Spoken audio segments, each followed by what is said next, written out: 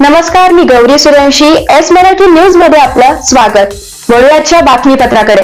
महाड तालुक्यातील कांबळेतर्फे बिरवाडी ग्रामपंचायतीच्या शौचालयाचा बेकायदेशीर वापर केल्याची घटना समोर आली आहे.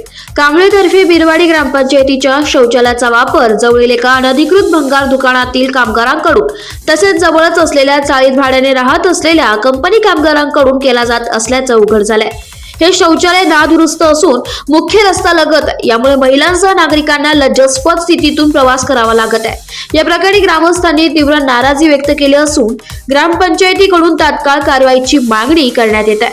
गावाच्या स्वच्छता आणि आरोग्याच्या दृष्टीने ही बाब अत्यंत गंभीर असल्याचं नागरिकांचे म्हणणे आहे. गावठाण ग्रामपंचायत कार्यालयाच्या कडेला गावठाण जमीन नारायण बाजीराव देशमुख यांची चाळ बांधलेली आहे. ती कुठल्या स्वरूपामध्ये, कुठल्या ठरावात, कुठल्या कायद्यानुसार त्यांना ती जमीन दिलेली आहे. आणि ती जमिनीचे दोन भाग होते. सतीश गजानन देशमुख यांना राहतं घर असताना घर नाही म्हणून त्यांना जागा दिली आणि ती त्यांनी नारायण बाजीराव देशमुख यांना विकलेली आहे. आणि त्या ठिकाणी त्या चाळीमध्ये 15 लोक राहत आहेत, पण संडास नाही. अनेक वर्ष आम्ही त्यांना सांगून त्यांनी कुठलीही व्यवस्था केल्या नसल्यामुळे ह्या लोकांच्या वरती संडास नसताना घरपट्टी आकारली. अशा सरपंचावरती कायदेशीर फौजदारी गुन्हा दाखल व्हावा आणि आम्हाला न्याय मिळावा.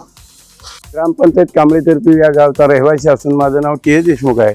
आमच्या ग्रामपंचायत कार्यालयासमोर एक स्क्रॅपचा अनधिकृत व्यवसाय चालू आहे आणि त्या अशोक मारुती देशमुख यांच्या जमीन भाड्याने घेऊन त्या ठिकाणी 15 लोक राहतात, पण शौचालय नाही. तरीसुद्धा आमच्या ग्रामपंचायतीने घरपट्टी दिलेली आहे. तसेच वैभव धोंडू देशमुख यांनी गावठाण जमिनी भाड्याने देऊन भाडं चालू केलेलं आहे. त्यांनाही कुठलं काही नसताना घरपट्टी आकारलेली आहे. आणि हे सगळं असताना सुद्धा आमच्या ग्रामपंचायत दुर्लक्ष करत आहे. आणि ह्या लोकांना संडास नसल्यामुळे आमच्या ग्रामपंचायतीचा पडका संडासमध्ये त्याचा वापर केला जातो. त्या ठिकाणी पाणी नाही आहे, दरवाजे नाही आहेत. आणि अशा घाणेरड्या परिस्थितीमध्ये हे लोक आणखी दुर्गंधी पसरवून गावाच्या आरोग्यासाठी नुकसानकारक काम करत आहेत.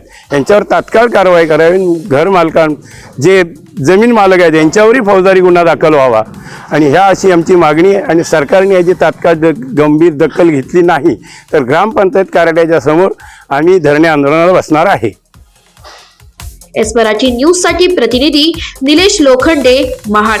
अशाच ताज्या घडामोडी जाणून घेण्यासाठी आमच्या एस मराठी न्यूजला लाईक करा, शेअर करा, सबस्क्राईब करा आणि पाहत रहा एस मराठी न्यूज.